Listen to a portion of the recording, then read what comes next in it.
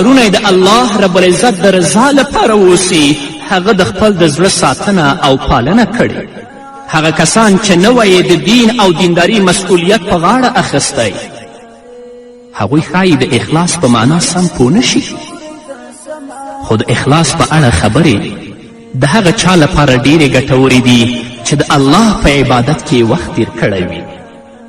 د هغه چا لپاره ډیرې ګټورې دي چې د الله رب العزت سره رابطه ولري او د رب العزت د عبادت خوند یې څکلی وي، د الله په لور روان وي او له شیطان سره په جګړه کې وي. دې لپاره د اخلاص خبرې ډیرې مهمې دي.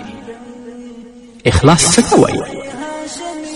په ژوند کې له هرې خبرې کړنې او ژوند څخه یوازې او یوازې د الله رضا او خوښي ترلاسه کول دې ته اخلاص وایي. نو که تاسو عبادت کوئ قدرمنو اوریدونکو، ستاسو هدف باید یوازې د الله رضا وي.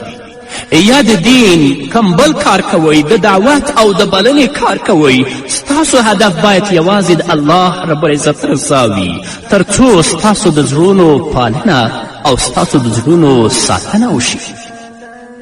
الله رب العزت په خپل کلام کې د اخلاص په اړه فرمایي: وما امروا